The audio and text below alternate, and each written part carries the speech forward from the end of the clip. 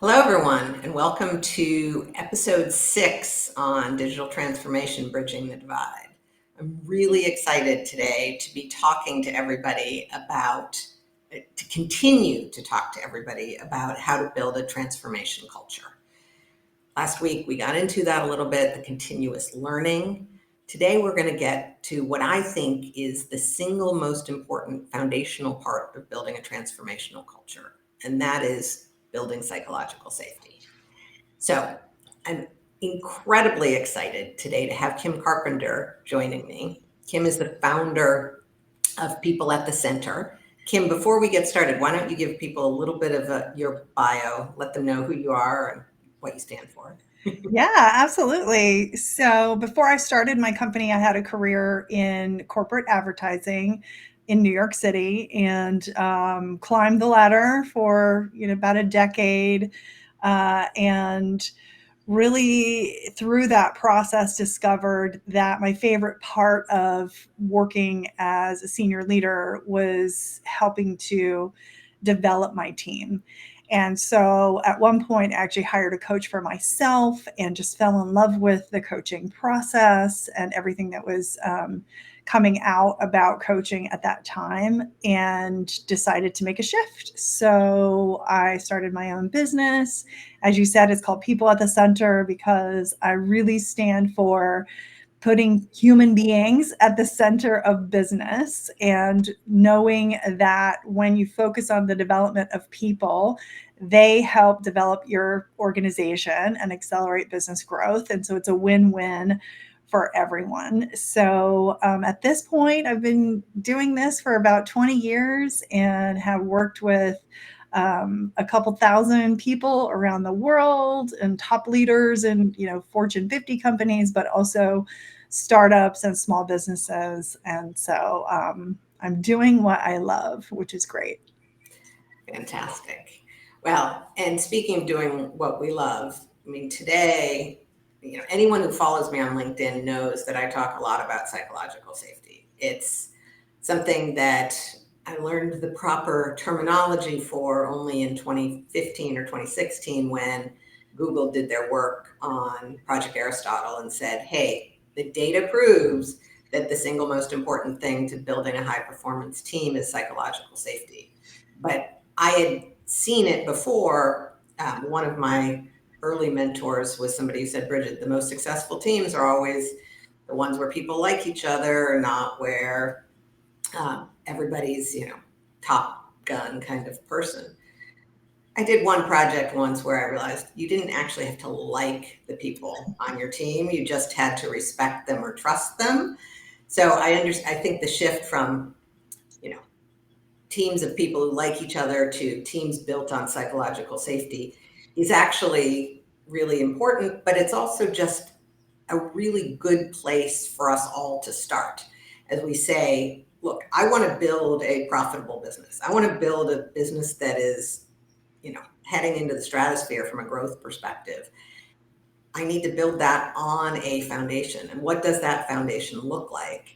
And it really needs to be psychological safety. Now, Kim, I was talking to you a little bit about something that happened to me last week that really got under my skin. I had, as I said, made a comment on LinkedIn about psychological safety, and one of my former colleagues, a guy I totally respect, really bright, brilliant guy, said, and I'm going to quote this, psychological safety combined with expecting a bit of psychological bravery would be good. Otherwise, it's a short step to mollycoddling and fragility.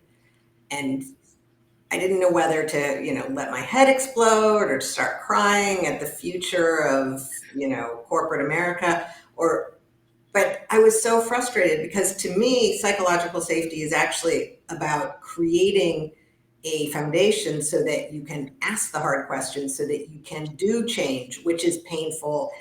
And the idea that that is being confused with coddling people and weakness, and that maybe some people are saying, hey, we need this culture of fear, this hard, mean place where nobody enjoys it, but at least we know things are getting done. I was flabbergasted. And I was also really glad that we were going to talk today because I could get that out of my system. That's why we're here, Bridget. So we can It's kind of like things like therapy this. for me, right? Like, how do we make Bridget feel better about the fact that psychological safety is the right place to start? So, in order to help convince not just my friend, but anyone else out there who might not have the same passion that I do for believing that psychological safety is the most important thing that you can do foundationally to making your business a growth business, can you just tell people what psychological safety really is and why it's important? Yeah, it's so great. And I'm so glad that that happened. It just really set up this call in a beautiful way. And I can see the comments from someone just wrote, in the comments here. So, yeah, I think it's important to look at what is psychological safety. So, first of all, we've got Maslow's hierarchy of needs, where the very base foundation, there's just, food, water, shelter, air to breathe, right? Like we need to be able to survive. And then the very next level is to feel safe. So I think it's a fundamental human need to feel safe, and it's been conflated sometimes in business as, oh well, we can just let people sit back and relax and it breeds apathy, or these other misunderstandings about it. And I first heard about psychological safety by reading Amy Edmondson. I actually pulled her book out, The Fearless Organization. So if you haven't read The Fearless Organization by Amy C. Edmondson, I highly recommend it. And she talks about psychological safety is as the belief that one will not be punished or humiliated for speaking up with ideas, questions, concerns, or mistakes. And I think that mistakes word is incredibly important. So this isn't about creating a culture of mollycoddling or avoiding any kind of tension. It's actually the opposite. It's actually about leaning into the inherent tension, healthy tension, I think, that gets created when we're in business environments where we can bat around conflicting opinions, different ideas and perspectives. The whole idea of creating diverse, inclusive work environments is that we have different perspectives that we're all focusing in and bringing to a business challenge, which actually makes the whole organization better, grow faster. And, there's a million stats on this if we wanted to look online to see what actually works well is the ability to have a high level of psychological safety and a high level of, that healthy tension, I would say. What do you think, Bridget? Yeah, I mean, I know that I have done my best work. I have made my craziest suggestions.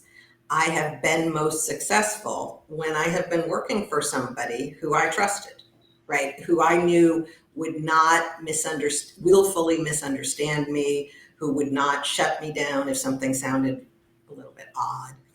And so for me, when I think about transformation of any kind, it's risky, right? Transformation is all about change. It's about risk. It's about going into the unknown. It's about doing something different.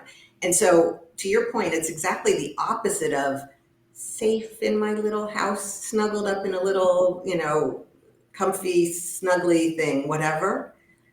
But you can't do it if you don't feel safe, right? If you don't feel like when I make that mistake, it's still going to work. So you've done a great job of explaining what it is. What does it actually look like in practice? And then after that, I'm going to ask the question that I even got from somebody I was talking to yesterday, which was, how do I do it? So first, what does it look like? But then, it Yeah. sounds good. Yeah. Yeah, let's talk about what good looks like. I do want to just answer this question that was posted here in the comments. It says, do you think psychological safety is not as important in less diverse work environments?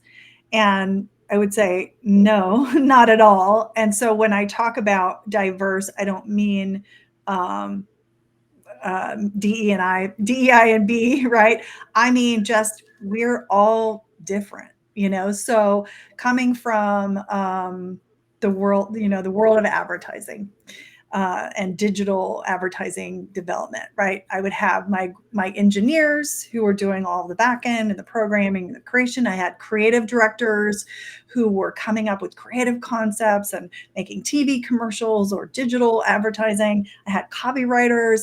I had business strategists, and I had the client. I was the engagement manager, the client services director between the team and the client. So I worked with the C-suite clients. So the diversity of perspectives among all of those stakeholders was vast because of people's expertise, because of their background, because of, and then you've got just the human diversity element, right? Like I grew up in a military family and I've moved 45 times, so I've got a global perspective on life. Some other person, lived in a small town, hometown, and never moved. So I think all of those aspects of our humanity create the diversity that I'm talking about. And so the bringing all those different perspectives to the table in a business context, or really any context, makes for such a rich outcome when we're able to feel safe enough to talk about that. Like, well, based on my experience, here's what I saw. And based on your experience, what did you see? Right. So it's just this natural sharing of those ideas. So I just wanted to clarify that really quickly. That's good clarification. Yeah. So I think what good looks like is founded on what I was just saying, and I have also had similar experiences, Brigid, both as a leader inside of business, but also as an executive coach working with teams.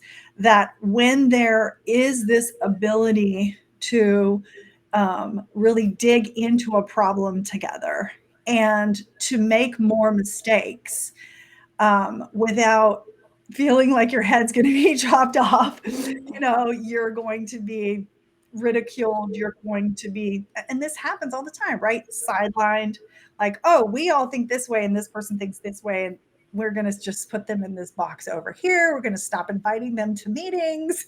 All kinds of things happen around this. So when there is this inclusivity, this not a resistance to let's have these difficult conversations, let's work through this, let's do this together. I think that creates a great culture, even if you're not best friends with people and you don't want to hang out with them after work. But like you said, there is a level of respect. Like I respect your opinion is different than mine.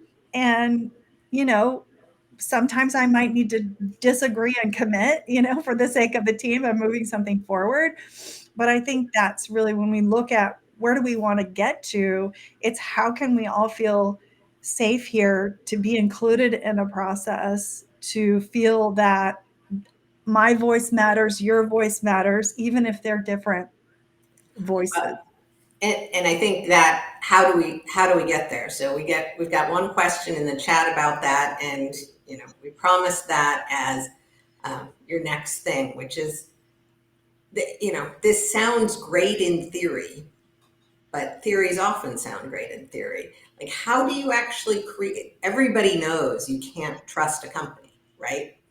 How do you create trust among the people in a company then, when it's so important for team performance? Yeah, I think that that's $1 million question, right? And the way that I like to look at it is kind of a trust bank account, right? So trust is not a fixed thing. Trust is something that's always being built or can be eroded.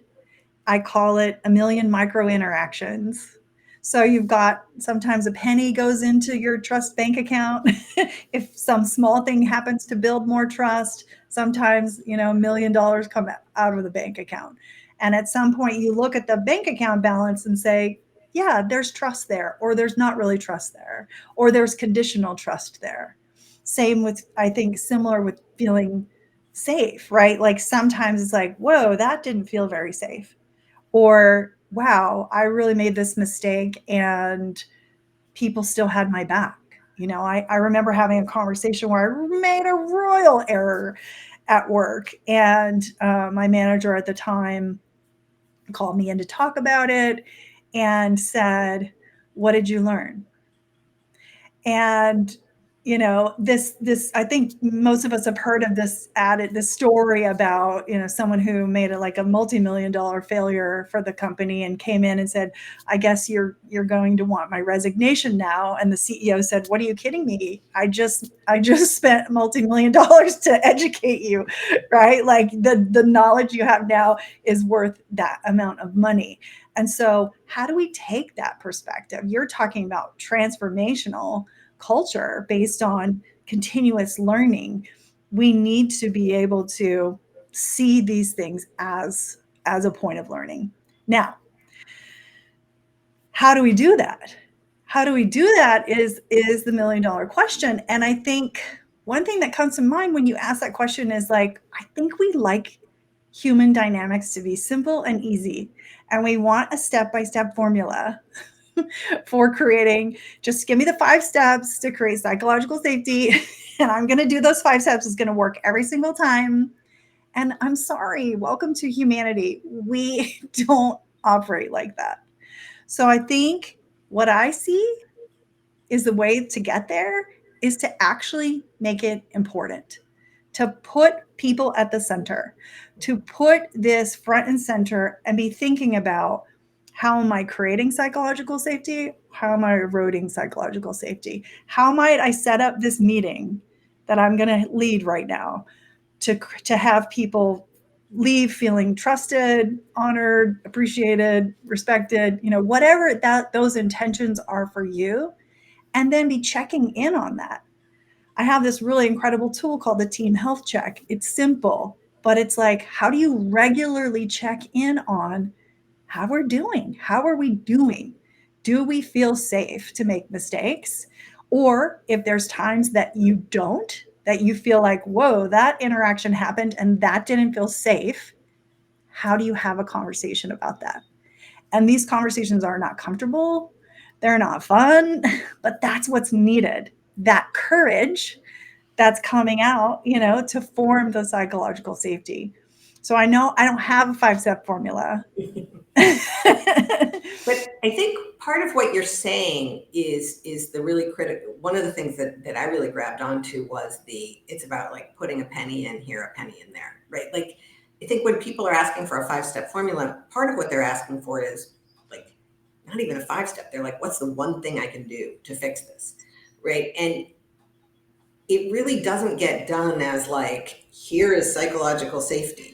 There was something that I did once where I was uh, I had a team that wasn't exactly getting along with each other, right? And so I was like, okay, how do I get people better? And so I started off all of the meetings with here is a thank you. And I want people to say thank you to someone on the team who went above and beyond. And it was 2 or 3 minutes at the beginning of a meeting. And it was really just because I was sort of frustrated that people were too siloed even within our team. And I wanted people to acknowledge and to think about, oh, Bridget's going to ask me to thank someone who did something for me, and people just started thinking about who was working with them and and so it was a tiny little thing. It was a penny. It was like a half penny, but something like that feeds into the account that you're talking about in terms of creating that trust, creating that interaction, creating that thinking about the other person on the team as, you know, how do we work together and what do we owe each other? Yeah, so beautiful, Bridget. I think there's some practices, and I'd love for people to type in the chat, what have been some of the things you've tried, or what have you experienced at work yourself that really created that psychological safety. I would say modeling, Yep. modeling making mistakes is a huge one, right?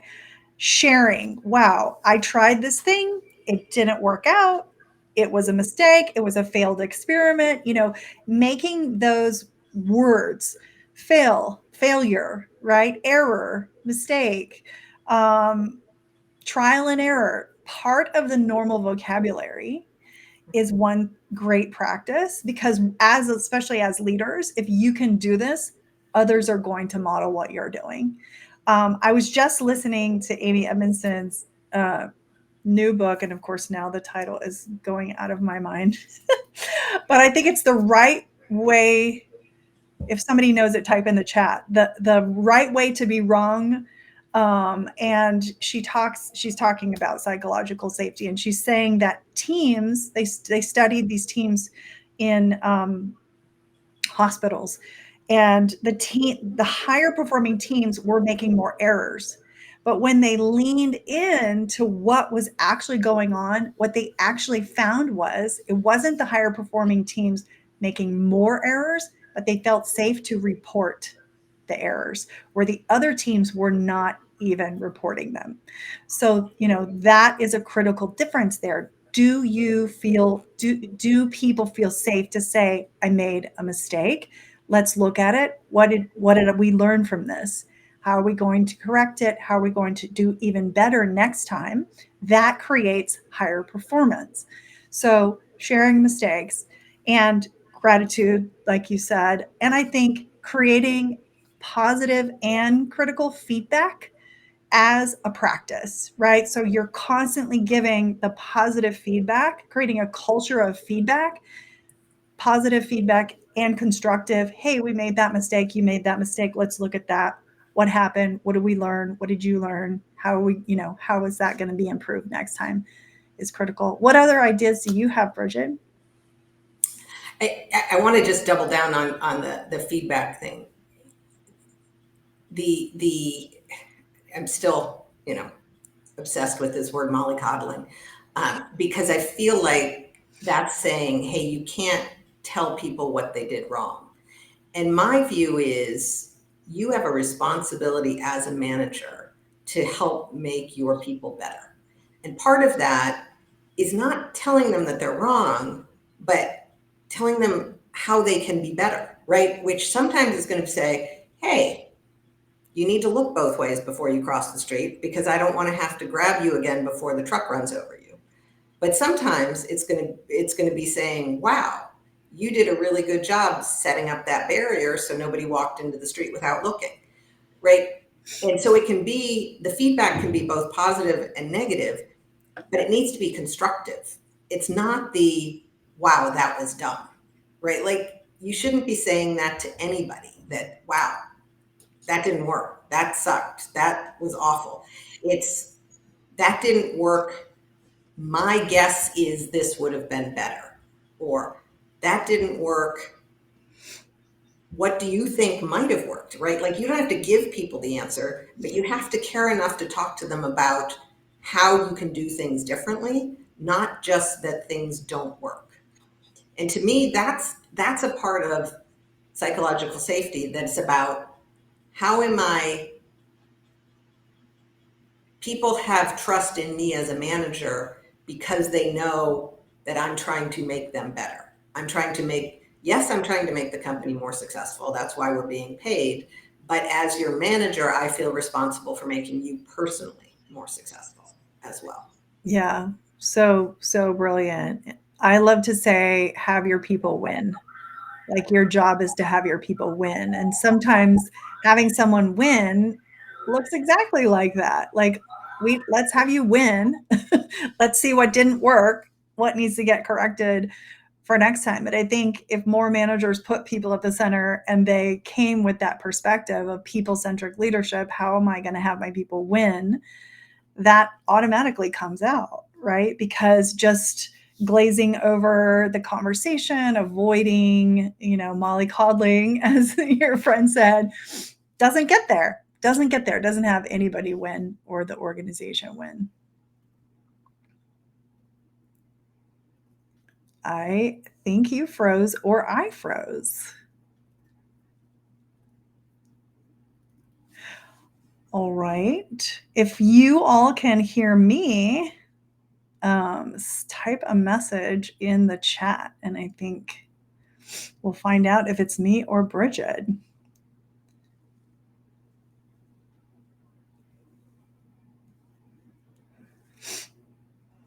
Okay, I think it was Brigid. All right, thanks, Tanya. Okay, so the next thing what we're going to really talk about is how far away are company cultures from having psychological safety. And I'm curious if those of you who are watching, if you could put, I don't know, on a scale of 1 to 10, 10 being, the most safe, you feel you can make mistakes, nothing bad is ever going to happen, people have your back, you're supported. Level 10 or level 0, not supported at all. I'm just curious if you could put that in the chat, like where you're seeing, and maybe if you don't want to put your organization, you could put the last company that you worked at. So I'm just curious about some stats there. So I think that what I want to share is that definitely remote and hybrid work has had an impact on culture, as far as psychological safety and also just creating people centric culture where people feel valued and they feel that they're able to move the needle together as a team. I was looking at some data around that talked about almost 2/5 of organizations say hybrid work has increased their organization's productivity and efficiency, and only 13% said that it's decreased productivity and efficiency. So having this level of psychological safety and productivity and like a positive work culture has really had an impact through COVID, right? And I think in general, any kind of change is going to diminish the level of safety that people feel, um, somewhat. Bridget, so glad to have you back. I was just talking about the next aspect of how far away current cultures are from a good culture state. And I asked people to post in the chat like what level they feel their organization or their last organization. They don't want to talk about their current one. So we've got 3, we've got 4. Um, and holding people accountable was a comment there. Yeah. So Fantastic. So I think that's fantastic, because I think, in the same way that the comment about mollycoddling highlights this sort of misunderstanding that, psychological safety is about not giving people enough, or giving people too much bubble wrap, right?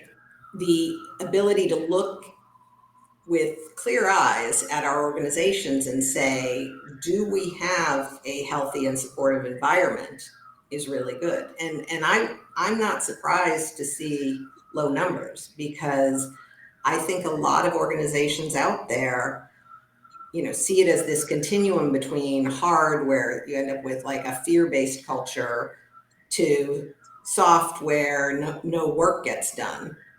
And it's not a continuum. It's that, like, psychological safety is not on that continuum. It's saying, hey, we're building a culture where we support each other, and it's from the top all the way down through the organization that trust and safety is nurtured and created.